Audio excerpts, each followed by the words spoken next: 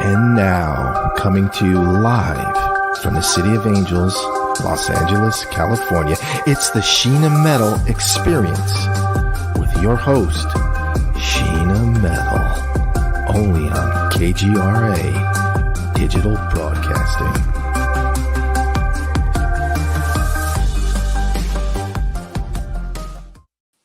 Hi, and welcome to the Sheena Metal Experience on KGRA Digital Broadcasting Network every Friday at 3 o'clock Pacific Time. I'm your host, Sheena Metal.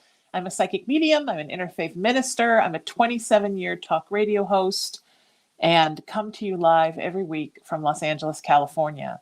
This show is about spirituality. It's about humanity. It's about creativity. It's about passion. It's about service. It's about being your best you in this big, beautiful world and inspiring others to do the same.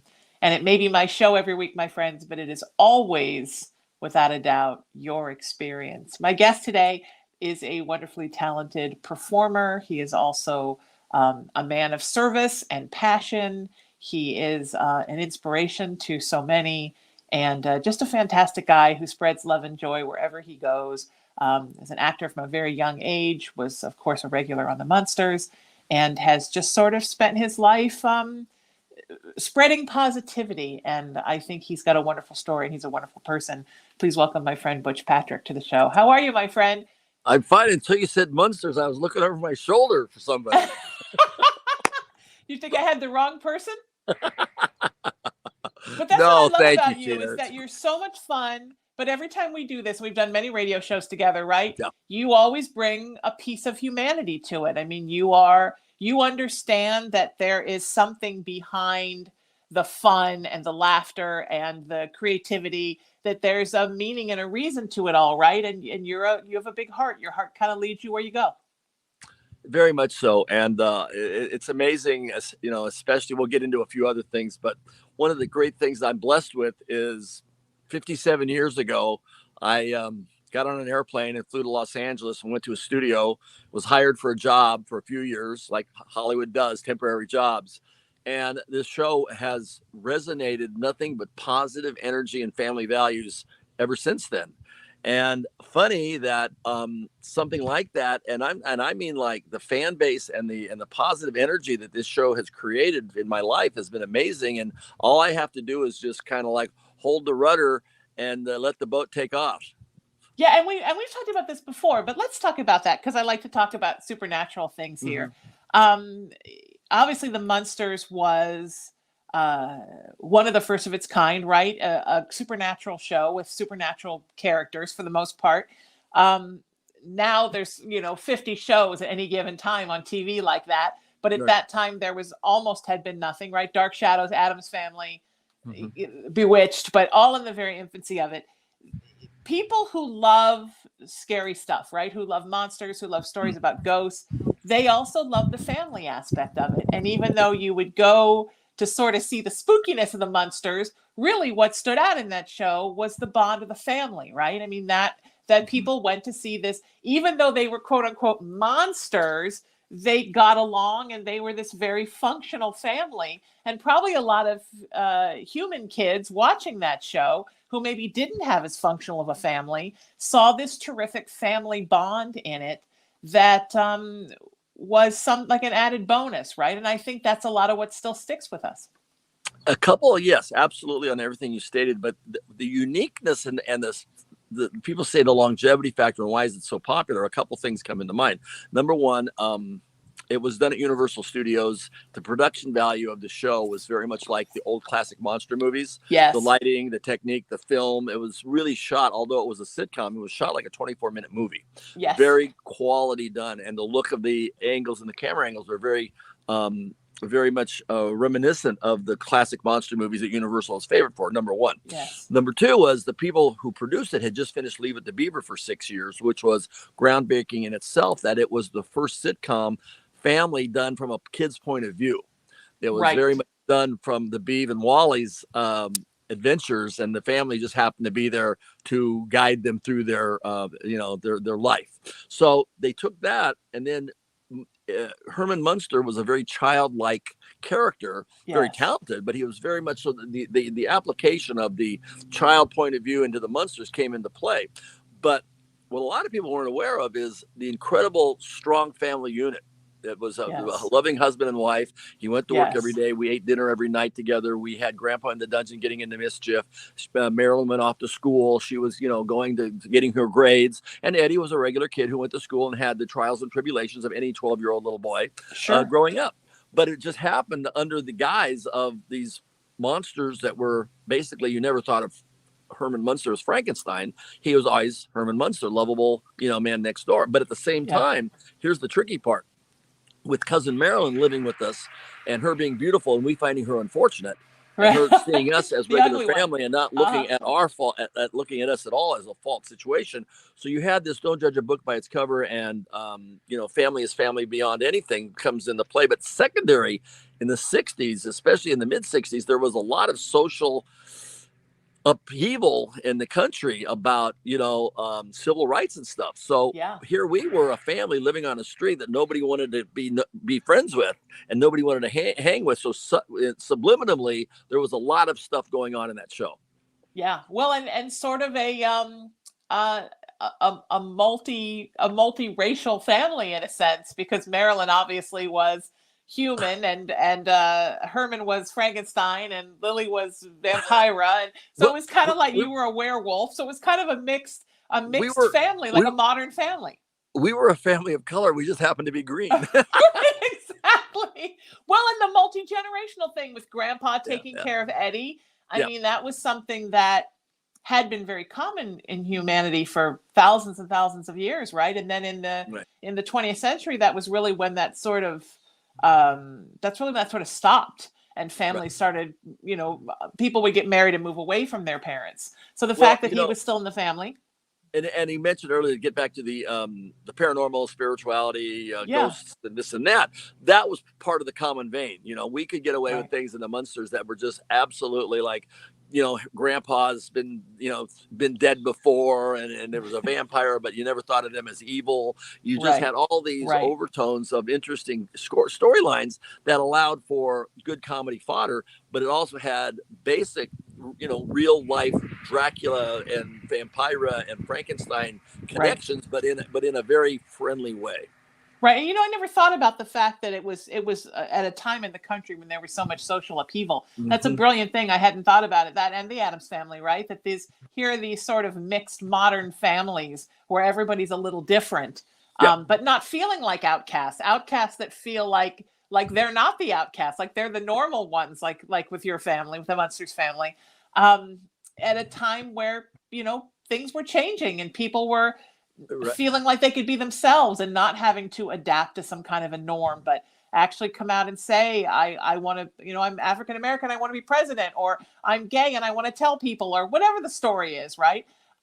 It was a perfect time for a show like that. And Bewitched, I mean, all of these shows, right, that showed all different kinds of people being very normal, and sometimes the regular human people being more to disadvantage, and not as much talking about Marilyn on the Munsters, but the neighbors and the people the Munsters encountered, right? Sometimes they seemed very short-sighted and not as well-rounded and as together as the family members were. They seemed smarter and more clever, the family members. Well, imagine the storylines, like, for instance, 1313 Mockingbird Lane is the most famous address because they always inserted it into the tag in the beginning of the setup of, we have a problem here with a Herman Munster of 1313. Not knowing who he was, they would establish his name, they would establish his address, and everything was fine until they did the visual. And then the visual sent everything flying into antics. And then at the end of the show, there usually was a little moral, a moral fiber, a lesson to be learned, something of a positive nature, which was always very good. But when you think about this, when you mentioned Bewitched, I was lucky enough to do 2 Mr. Eds. I did a My Favorite Martian. I did an I Dream of Jeannie. And people ask, like, what do you attribute the success and the longevity of the show? I go, well, the Munsters was just part of a period, the mid 60s, 63 to 67, where there was a crazy time in television programming that non-reality based shows were very popular. Yeah. And writers, good comedy writers and good comedians had a field day with these anything goes situation. You were just there for basic entertainment value, and you had full creative license to do any kind of fun, wacky things. And the window didn't last very long, but during that window, it was a great time for television programming. And I was lucky enough to be on a show that was very unique. And to this day, other than being remade a few times, it stands very, very well with longevity. And I have fans come up and say, I love this show. It was my favorite show. My kids love it. My grandkids love it. And I love watching it with them because it gives us something common. There's not many shows that we all can relate to and enjoy together. Yeah. And I loved it because my mother was adopted, and I felt like it was more relatable to my own situation where, my mother was a psychic, but we didn't really talk about it. We just talked about that thing that mom could do. Mm-hmm. So to me, those shows felt more like home than like a Leave It to Beaver kind of show where my parents were both very eccentric. My dad was a designer. My parents were both artists. You know what I mean? So those shows resonated more with me and my mom, I think, because we were the outsiders. And it's interesting that now, in the last 10 or 15 years, right, where we're in this big sort of social upheaval again in our country, all of these shows are back, right, with the monsters and aliens and angels and supernatural stuff is everywhere, because I think it's about thinking outside the box, and it's about falling in love with a family that you didn't think you were going to fall in love with, and going from thinking, God, what if those people were my neighbors, to wow, I wish those people were my neighbors, And it's really amazing. And it's, people will, come up to the table and they just, it's like people say, do you ever get tired of doing this? And I honestly say, if I didn't enjoy doing it, I wouldn't do it. It's a very simple answer. Sure. It's not worth it to sit there and be unhappy and radiate unhappy vibes to people that are coming up and expecting a good experience. Sure. It's really not fair to them. And it's not for everyone. You have to have a certain kind of, personality. A lot of people do it. A lot of people don't. But for me, it's like, God, how blessed am I that all I have to do is engage some people for a few moments and make their day, and to hear these wonderful stories about how much you meant to them when they were growing up. I mean, that's what my book is called, Munster Memories, because all I did was take these great stories and put them into a book and mix in some of my experiences and some collectors' experiences and some people that were involved with the show. And voila, you have this great, picture coffee table book that everybody loves. And all I have to do is suit up, show up, and enjoy positive interaction. And how many people in this day and age can say that?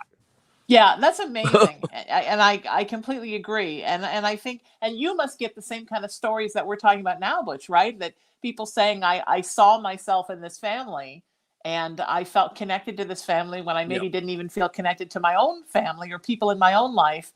And that must be a very emotional thing. And you doing autograph conventions and days and signings, it's a lot, right? I mean, you're taking on a lot of people's energy. You have to be, I think, to do that well and to enjoy it, you have to be a very empathic person, because people are coming and pouring their hearts out to you.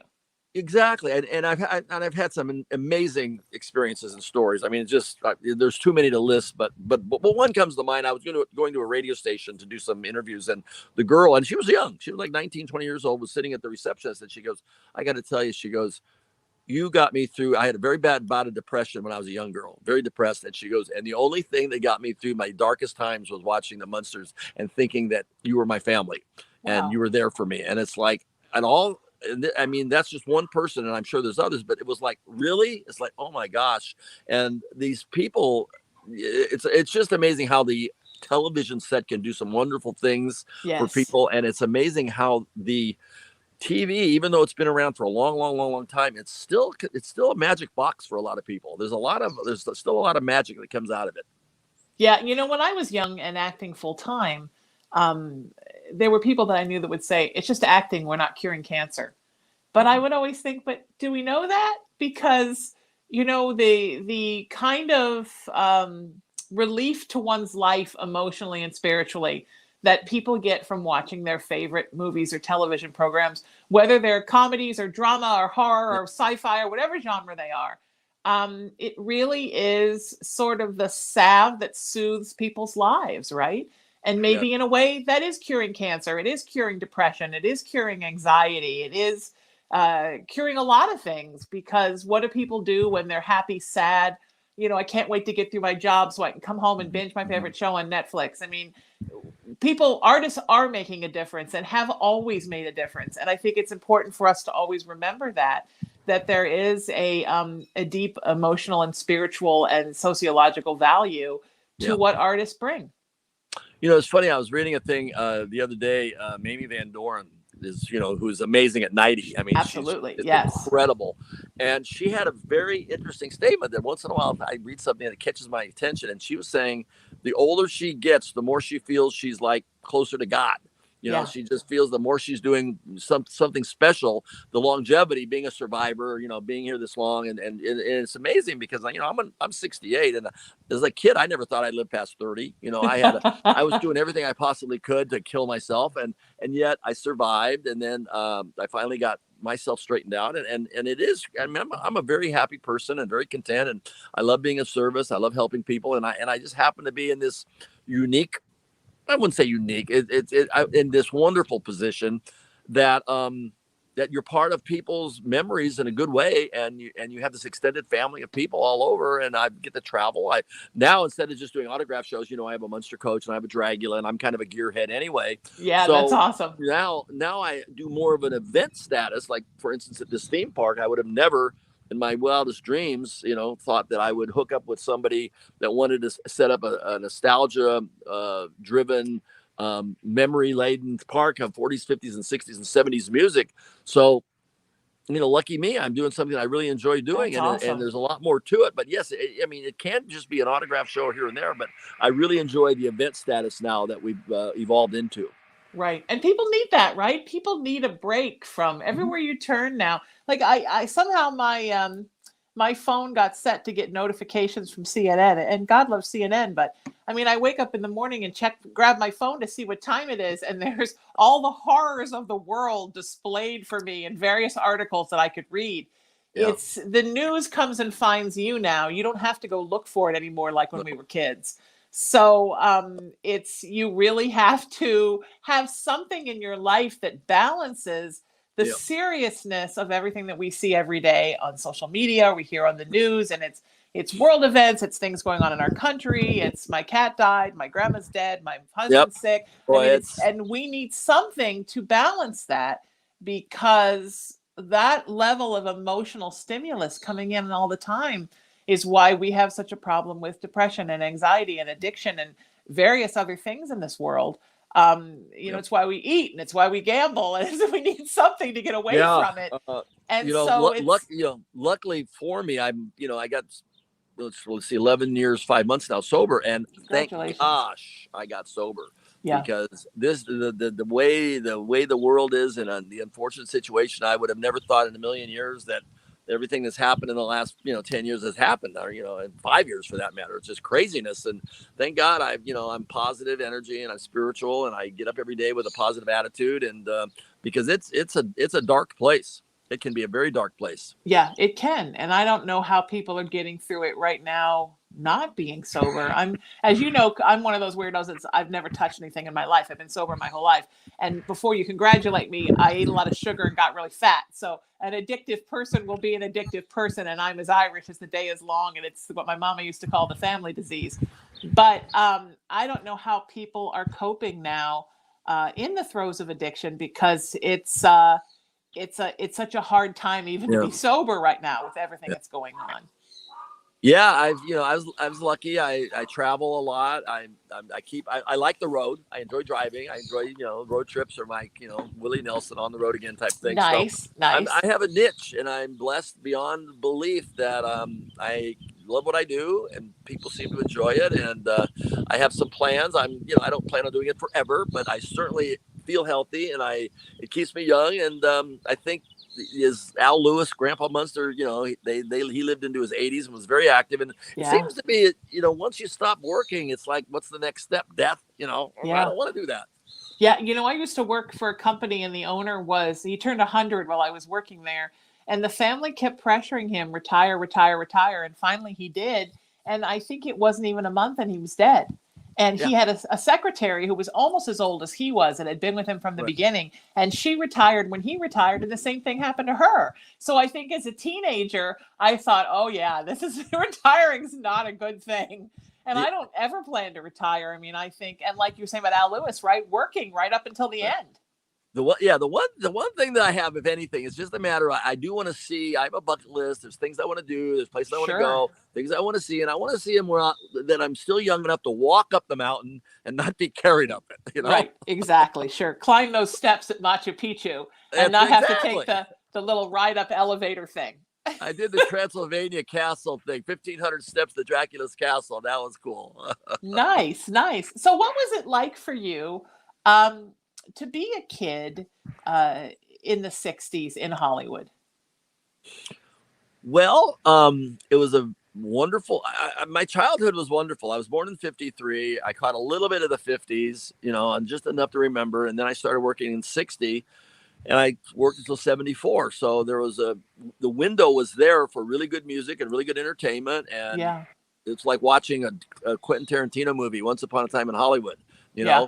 It was 16 years old with a new Mach 1, driving up up and down Sunset Boulevard, dating a girl at the top of Laurel Canyon, and seeing Stephen Stills and David Crosby in the Canyon Store was a normal, a normal day. So, and then doing the Monkees and being friends with Mickey Dolenz and the Monkees all the years I couldn't have asked for a better childhood. I mean, It was the best cars, the best times, the best music. It was just really, really good. Yeah. Unfortunately, I probably didn't appreciate it as much as I should, but that's youth. That's what happens. I mean, I don't look back. I always look forward. I don't ever, what I could have done. And, I look forward. I'm here. I'm survived a lot of stuff to get here. A lot of stuff I shouldn't do. But if you really lived through the 60s and you were there, especially in Hollywood, bad behavior was acceptable. Right. And you could get away with a lot of stuff. Yeah. In Woodstock. I mean, from 64, we went to watching the Beatles with the very clean cut. I mean, they were considered long hair, with suits on, to 1969 when I did the Phantom Toll Booth up in Haight-Ashbury district, the Grateful Dead. I mean, that was a 5-year window. We went from this to this. Right. And yeah. I was at the front of the line wanting to lead the party. I mean, that was what I wanted to do. I wanted to rock on, and I wanted to smoke weed, and I wanted to do this. I wanted to do that. And I did, because it was acceptable behavior back then. Sure. Yeah. You see, so you're 13 years older than me. So I missed that. I was a kid in the 70s, but by the time I was going into high school, it was already the 80s. And I always say that the 70s, from my observation as a kid, was really the last time that people were free. Because after that, suddenly you realized, oh, food's bad, drugs are bad, alcohol's bad, cigarettes are bad, sex is bad, everything's going to kill you. Yeah. So I think other generations grew up with a whole different idea of what life was. And I think for my generation, for the Gen Xers, it's so weird because we grew up thinking we were going to become something as adults that we never got to become, because then suddenly everything became bad. So it's the 70s. There was a freedom, right? And then, of course, at that time, it was a great time for the freedom of music. Television was fantastic and breaking barriers. Movies were breaking barriers. People were starting to develop for the first time their own socio-political identity, that not just following what their parents did, but becoming their own thing because of the 60s, right? It was a fascinating time. And the 60s and 70s, I think, brought us so much amazing music and film and television, and that still hold up now. Yeah, it's like, I feel like I've led like 4 distinct different lives, periods of life. I mean, I tried to stretch my teen years almost to my 30s. Like, who doesn't? Sure. And then there was the dark ages for me, was my 30s and 40s. Yeah. And then the 50s, I started coming out of it, still addicted and still doing bad things, but being aware that I was doing it. Right. And then finally getting sober, and then leading on. I sort of started fast, like a horse race. I broke fast. I faded around the first turn, the back stretch, but in the far turn, I got my wits about me, and then the home stretch, I fixed it and came back strong. Yeah. Well, and you're lucky that you fixed it, but you still have your health and you still are active, and you know what I mean? You got out just in time. Absolutely. No, I'm very blessed. In fact, the gentleman that helped me get sober, he said once in a great, and he was the original interventionist and very smart man and helped thousands of people. But he said, "You're very lucky." He goes, once in a great while, a burning bush experience will occur. And it's literally everything is lifted from your being that causes you to want and Jones and do this and do that. And he goes, and you're lucky. He goes, you did the work and you did the steps and you did what had to be done. He goes, Right. but a lot of times people fight it tooth and nail the rest of their lives. And he goes, for you luckily it just vanished. So I'm very blessed in that respect. Yeah, don't you think a lot of that too is just your mental attitude, your emotional attitude, and your spiritual outlook, and how you Yeah. view something, right? It's like I love that quote that says you either get bitter or you get better. And I think it's true, right? Life throws all kinds of crazy stuff at us. We have all kinds of challenges and obstacles and things we have to overcome. And you either look at it as a positive challenge or you find a reason to sort of fall into the doldrums and everything's rotten and everything's bad and why did this happen to me and why. And I understand that things are hard in life and I get why people get there, but it doesn't serve you to be there because you have to live your life, right? You can either live it happy or you can live it miserable. And I learned that very much from my mom, who had just a really awful childhood, but she just kind of kept bouncing back. She was like one of those red bouncy balls, right, that we played with in elementary school. She just kept bouncing back. And her whole thing was, I remember when I was 31, she had breast cancer, and thankfully it wasn't a bad bout with breast cancer and it never came back. But I said to her, what are we going to do? I was panicked. And she said, honey, we're just going to keep laughing. That's what we always do. And I think that attitude helped her get through a lot of things in her life that were bad and scary and awful. And I always say when I work with clients that I'm not going to promise you there's not ever going to be a challenge in life, because there is, but it's about how you face it and about what you do with it, right? And you've taken the trials and tribulations of your life, Butch, and turned it into helping other people and being very open about it and being somebody people can identify with. And I think that's what we're supposed to do with the stuff that has challenged us in our life. Well, yes, absolutely. Personally, the biggest thing for me that helped me, I believe, was the education of why I was doing what I was doing. Because I've always been a reasonably smart guy. Otherwise, I wouldn't have been able to survive as long as I did, it being in the condition I was in. Sure. But once I figured out that there was, I'm right. I was taught you're right where you're supposed to be. There are no mistakes. Right. Get a higher power. Yep. And start looking forward and don't be looking behind you. That made it a lot easier to do the forward, looking in the mirror work and looking forward and being positive, because you're right where you're supposed to be. And there's a lot ahead of you and you're going to be able to help people. And that's really what I enjoy doing. Is I have a lot of people. I don't formally sponsor people because I'm not around to be a hands-on sponsor. Right. But what I do is I do a lot of speaker meetings, never turned one down. That's part of it. Yeah, and number two is a lot of people follow me on social media, and they'll reach out to me about someone in their family that they know, and they need that first step, and they need it's a lot for that first reach out for a lot of people. So the fact that I was a kid actor and I grew up and now I'm an adult and I did this for so long, for 41 years, people feel comfortable reaching out to me, and I love being able to help them take that first step and give them some sound advice. Yeah, that's nice, right? And I would imagine you even help give people little bits of advice when you're at an autograph signing and people come up and want to talk to you. Well, because people feel like if they saw you on TV, they think they knew you, right? And they think you're somebody they could talk to. I get that from the radio. People hear me on the radio and they think they know me. So they think they can reach out and ask me something. And I love that, because we all have to kind of be here for each other, right? We're one human family and we're here to be here for each other. And any way I can help during the day, if I can help somebody, absolutely. That's why we're here. I didn't go to college and I didn't go in the military. I was drafted, but I had a bad knee, so I didn't do that. And the Sober Club is a cool club to be part of. It is a very hip, cool club, and there's some very cool people in it. Of all walks of life, but a lot of rock stars and a lot of actors, a lot of entertainers. And once you reach a certain amount of time and they find out that your double digits seem to be it for me, a lot of people know you're serious about it and you're visible about it and you're helping people. And all of a sudden you become part of this really cool club. I think that's great. Yeah, that's wonderful. Yeah. An overcoming your obstacles club. And I sort of belong in that club, but don't belong in that club because I didn't really get sober, but I always have been sober. Yeah. So I have great respect for my sober friends, and I'm not somebody who's judgy or weird about it. I don't think nobody should drink or nobody should experiment with something just because I didn't.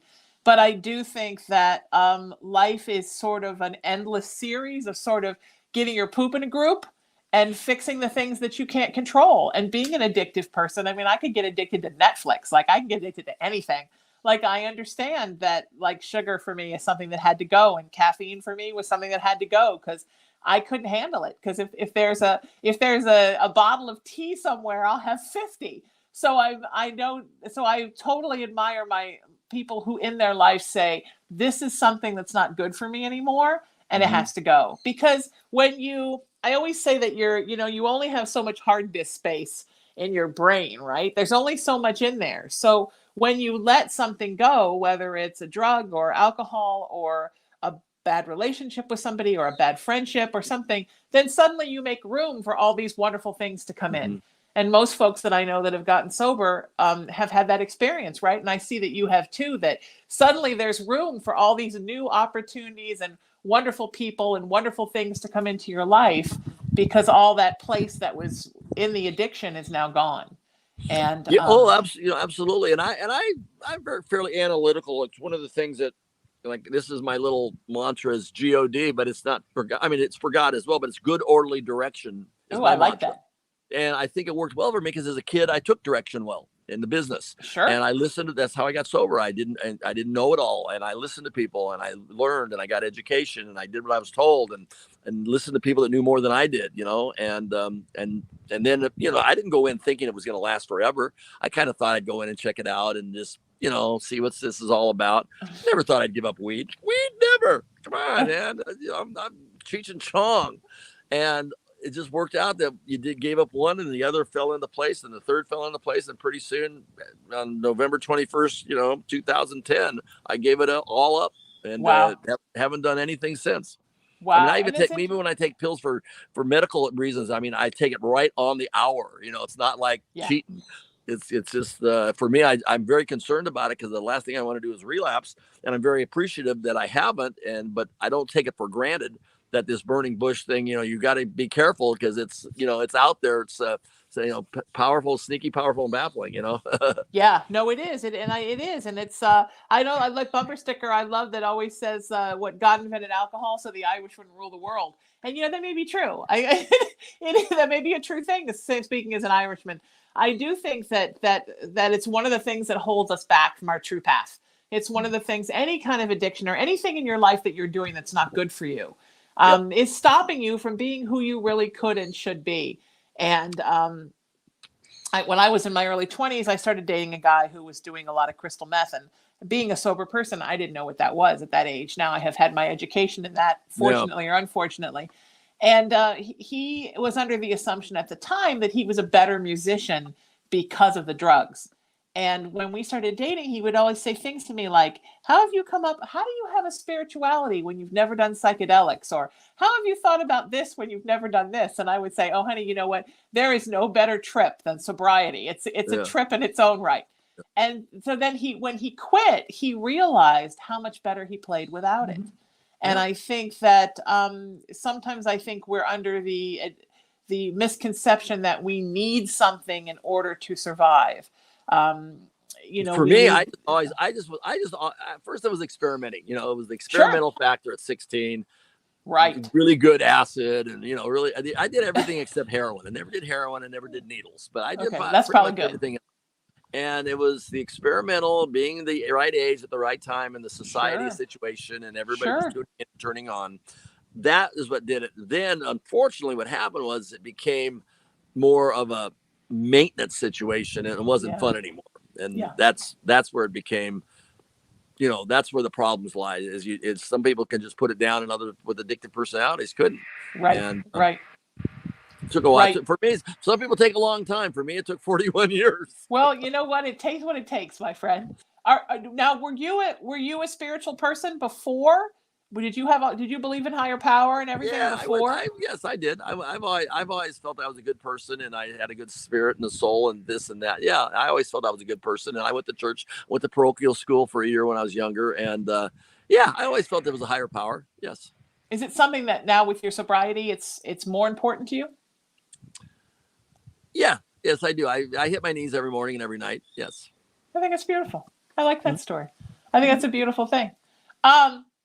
What are you? So what are you doing where you are right now? Because you're my first outside guest ever. I've never had anybody outside. Really? I'm Okay. loving it. I'm thinking about requiring everybody to be outside now, including me. I left about 10 days ago to get to Indiana Beach, which is on Lake Schaefer, in the town of Monticello, Indiana. The gentleman had me come through here last October for Halloween with my Munster coach and do an appearance. I fell in love with the park. The park's got a 96-year-old history. It was Beautiful. saved at the 11th hour by a local businessman who bought it to make sure it didn't get bulldozed over.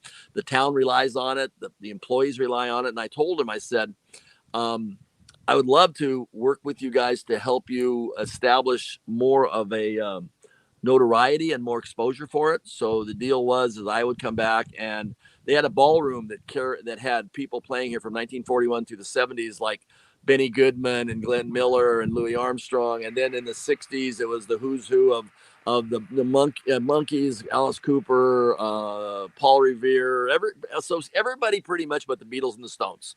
Let's put it that way. Right. So I said, I can work with this ballroom thing. So I decided that I would help them establish this as a more visible destination for people outside of Indiana. Beautiful. So that's what we're doing. They gave me a wonderful pavilion. I'm going to put my cars on display, my Munster collection. I'm bringing in some Addams Family stuff from some other super collectors I know. And then I'm having a gentleman that builds professional monster stuff coming. And we're going to make sort of a pavilion that people will sort of get the feel of what it's like to be on a soundstage.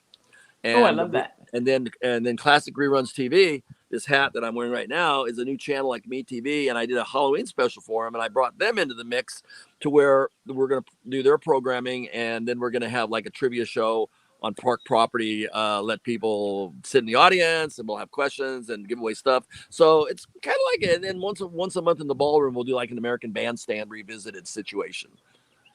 Nice, with bands. Yeah, it's going to be cool. Yeah, it would be a great place even to have like your own classic TV conferences there. Yeah, it's basically there's gonna be some things that'll pop up that we haven't even thought of, but those are the basic: the ballroom, the park, the exposure. Gene, the Staples, the owner, great guy. We're gonna get him on the Today Show and do some national exposure for the place. It's a beautiful area. It's in between Chicago, Detroit, and Indianapolis, so it's a very desirable destination. Beautiful. Too. So in its heyday, was it just the ballroom and live music coming through, or what else was happening there? You're looking at the lake behind me, but if you were looking at the other way, you'd see entire roller coasters. It's a full-on theme park. It's a full-on theme park. Yeah, it's like a medium-sized amusement park, it's kind of like a mini Magic Mountain. Wow. And everything is up and running? Yep, absolutely. Oh, that's wonderful. What a fantastic gig. Yeah, it is. That's great. That's great. Very excited. You feel very rooted to music of that era. 60s, 70s music. I listen to classic vinyl. I don't listen to hardly anything that got into I liked MTV when it came on the air, and I lived through it, but I'm more of a 60s, 70s guy. Yeah. And do you actually have vinyl? Do you have your vinyl still? I let my vinyl go a long time ago, unfortunately. I have all my vinyl, but hundreds and hundreds. I think I have like 800 albums. When I was younger, I did records for Metro Media back in the day, and I was on like the mailing list for all the record companies, and they just mailed me all kinds of promotional stuff. And that's fantastic. Yeah, I get it. But there is something about the sound of vinyl, right? Yep. It's my partner's son is 21, and he's in love with the vinyl. I buy him vinyl as presents because, a lot of it's reissue vinyl. Some of the stuff he goes to shops and gets the old stuff like in shops, but also a lot of the companies now reissue vinyl for people. You can order it on Amazon, and there's nothing like the sound of it though. But kids all have these, they play it through their computers. You need to have the speakers and the equalizer. I still have my sound system.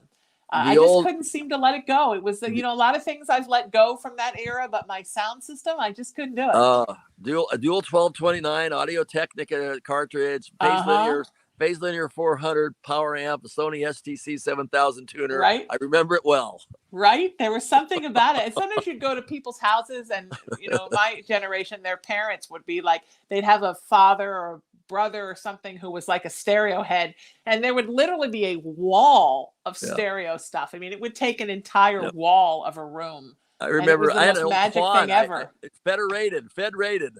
Right, Remember exactly. Fed Yes. rated? My system is a Kenwood. I don't even, and it was from some stereo store, right? That Oh my like God. wasn't from Federated, but it was from a place like that.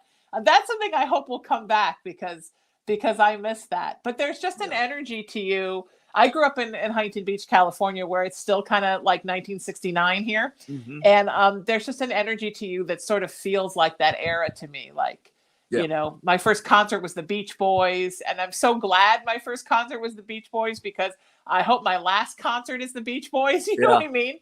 There's just something about that era of music I just love so much. And I don't have Sirius XM. I always get it for a year when I lease a new car, but after the year I let it go because I always say if I kept it, I would be that crazy lady who listens to nothing but the 70s on 24 hours. And I think you have to learn Yeah. something about new music that's coming out, but given the option of the 70s, I will always take it. Yeah, I was lucky. My first concert I remember vividly was Jimi Hendrix with Chicago. Oh, Yeah, wow. and that back then they were CTA before they renamed themselves. Right, right. Yeah, I saw Chicago in the 80s, but it was probably a much different Chicago than what you saw.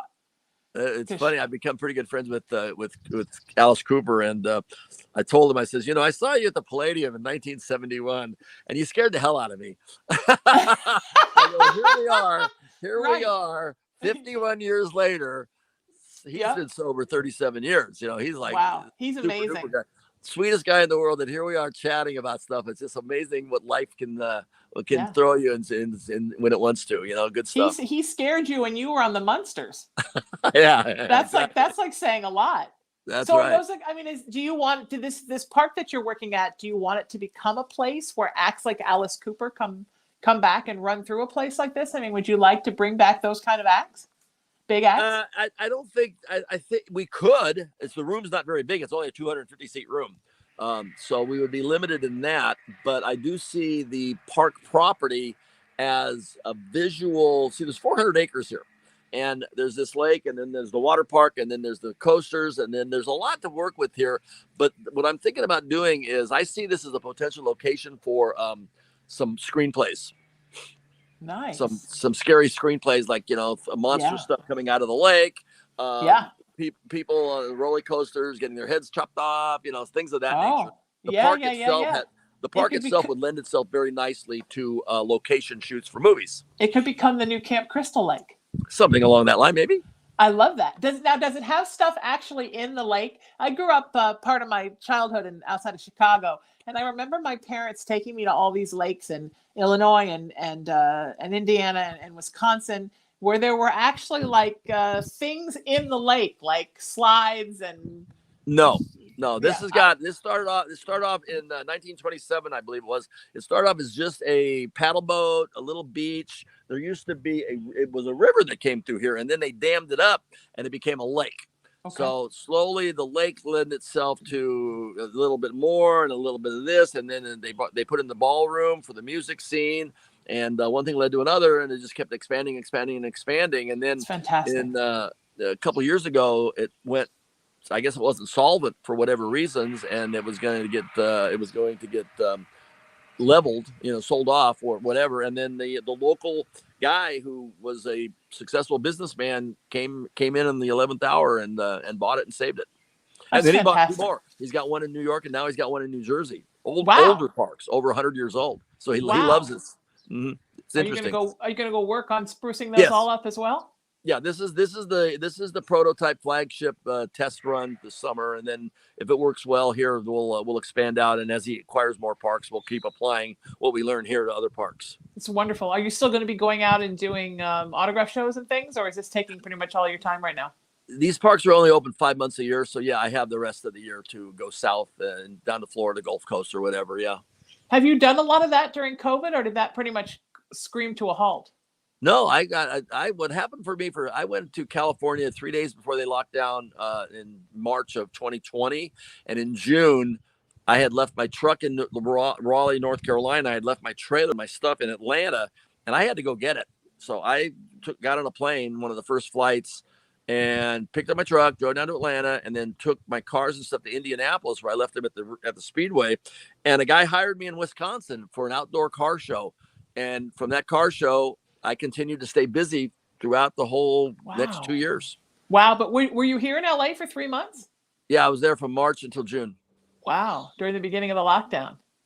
It was a Yeah, it was strange crazy. time, wasn't It it? was so weird driving around there with no cars. No cars. Yeah, everywhere. It It was was so amazing. weird because I live between Huntington Beach and Sherman Oaks, which is 45 miles. It normally takes you almost 2 hours.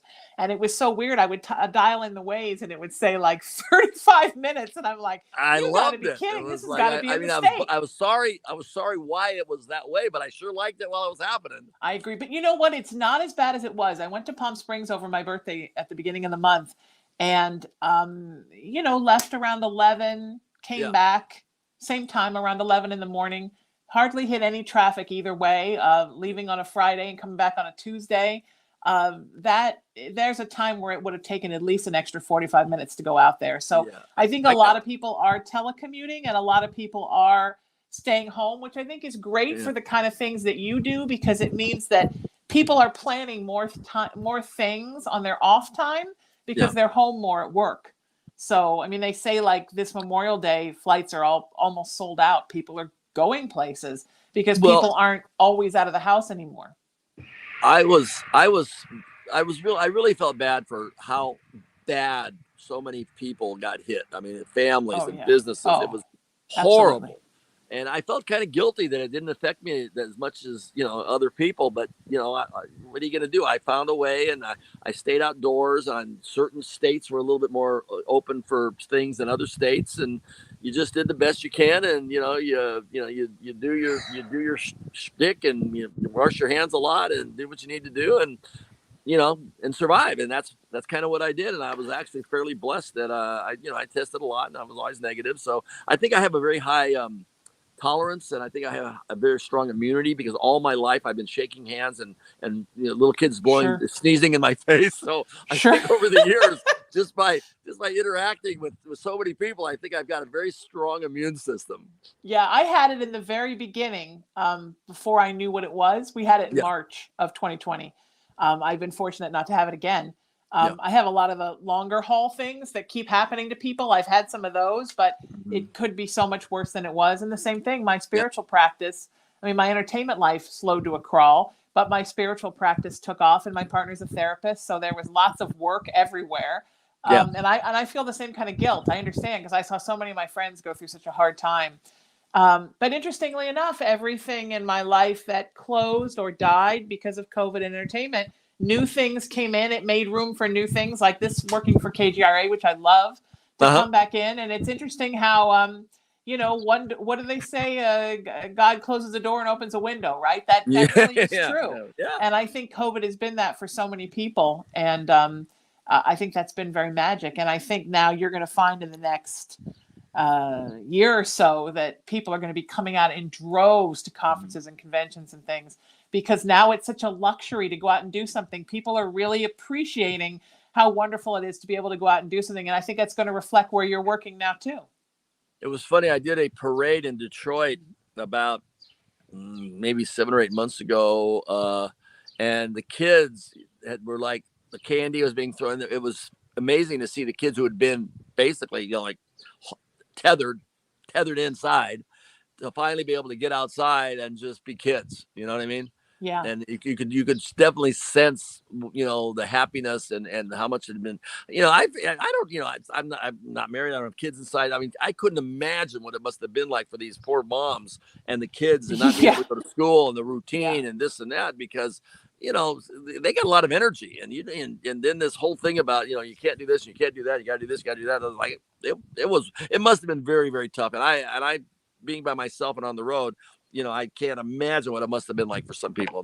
God bless them. Very, very difficult. I agree. But I also think good for hard because people couldn't see friends, and hard because people couldn't see extended family. But great for, I think, people that had older kids because they had to stay home and you had to see them. I mean, people spent a lot of time with their people. I even said that to my partner. I'm like, normally I'm never home. I don't think I had spent that much time at home since I was 14 years old. Yeah. So, and it was good. It was a good break, to have a break from having to have 5 events to go to in one night. And I don't know if I'll ever stack the events up like that again. Been an experience, I'll tell you that. Yeah, it's right. And I think it's been hard on so many, but I think overall, like everything, it's hard and then it gets better, right? Yep, Now, the absolutely. place where you're working now, did they have historic landmark status? Are they working towards that? Indiana Beach, if they don't, it should be. Right, so that it can never go away again. It'll always have to be a something. Yeah, that's probably a good idea. It's like I say, the main thing that I had to do is negotiate a deal to land on park property. I made them a deal that they couldn't refuse. Basically, I made it so affordable for them because I knew that I would give them one summer and then I would renegotiate the contract afterwards because I know Smart. I know what I can do. They don't know that. Sure. So I said, okay, I'll roll the dice with you guys. I'm gonna knock it out of the park. But after I knock it out of the park, we'll talk about the real money next year. Yeah. But And you this bring year, your right cars now, there? let's just get to know each other and do what we need to do, and then you'll see the magic. And I'm sure I found out that he's a regular guy, and it's very honest and this and that. So I don't have any problems. Nice. Basically, giving them 3 months to show them my stuff. I love that. And you're bringing your cars there? Yep, car's here. My motorcycle arrives tomorrow, and my new Dragula will arrive in 3 weeks. Wow. So how many cars do you have now? What do you have? Give me the haul. Oh, really? I got my truck, my trailers, and the Munster Coach, the Dragula, I just bought an Airstream, and I bought a riding Harley, and then I got my show bike Harley. So Munster Coach, Dragula, show bike Harley, riding Harley, and an Airstream in my pickup, and 2 trailers. That's fantastic. That's awesome. Yeah. And you're going to have the Munster car and the Dragula are going to be there. Yeah, we're having a whole pavilion, and what I'm doing is like I say, Tom Devlin with the Monster Museum is going to put a studio quality pavilion there for people to see what it's like to be on a soundstage. And my Munster collection will be on one side, and my friend who lives nearby has the Addams Family polar bear, and he's got a bunch of Addams Family stuff, and he's going to put that over there, so they're going to see the Addams Family, the Munsters, and monsters in general in the middle with my cars on display, and the TV studio kind of like set up with director's chairs and the classic reruns TV, big screen TV to show the shows that we're going to do the trivia show about. So it'll be a nice experience. It's a fantastic idea, Butch. I mean, you've really, it's becoming like are the shows that you're going to be showing, are they classic horror shows? Are they like Munsters? No, it's like me TV. He's got a Saddle Up Saturdays, all Westerns. The rest of the time, he's got basically, if you just look at the programming, he's got everything really but the Munsters, because the Munsters was just so damn expensive. Yeah. And then we got Rob Zombie making the Munster movie. We must mention Rob. That's right. What do you, I've just heard about that just recently. I know, where have I been? What do you know about it? Are you excited? I know a lot about it, and I am excited. It's going to be great. Yeah. He's got a PG rating. I've seen some of the, I guess dailies, if you want to call them that. I've seen some footage. It's going to be great. He's captured something very nice. The Munster fans are going to love it. The Rob Zombie fans are going to love it, and everybody in between is going to love it. It's going to be a massive hit. Isn't that nice? That's fantastic. Yeah, he's done a lot to sort of keep horror alive, keep classic horror alive, right? He's an extremely talented guy, and his stage show is his stage show. I went to visit him in his house in Connecticut. I drove my Munster Coach, pulled it out of the trailer. We went for a ride, through Kent with Sherry Moon in the back, and nicest folks you'd ever want to meet. I've met him before, and we did the commentary for the Munster Go Home Blu-ray together for a couple hours. So we had a chance to talk shop then, and I couldn't be happier for him, and I couldn't be happier for the people that are waiting for the movie to come out, because it's going to be great. Right, and fantastic for you as an OG Munster. Yeah, it works. It works well. It's good timing for everybody. Yes, that's wonderful, my friend. You are wonderful. Thank you for being here. Where can I find you online? Oh, Munsters.com. Easy. Wonderful. Do that. The wonderful Butch Patrick. Everybody, what a thrill to have him here. And thank you, my friend, for all the good and happiness you bring to the world. I appreciate you, and I can't wait to come out to Indiana and see this place. You're I'm always going to come welcome. visit you. I'm excited. Oh, yeah. If you missed any of those links, you can find me at SheenaMetalSpiritual.com. I just finished the site. It's kind of been soft launched. Now it's officially launched, SheenaMetalSpiritual.com. Till I see you next time, my friends, seek peace, live in love, lead with kindness, embrace unity, always raise your vibration. Have a good time. Love your life. I'll see you next week. Peace. I love you all very much. Take care. Thanks, Butch. Thanks, KGRA. Bye-bye.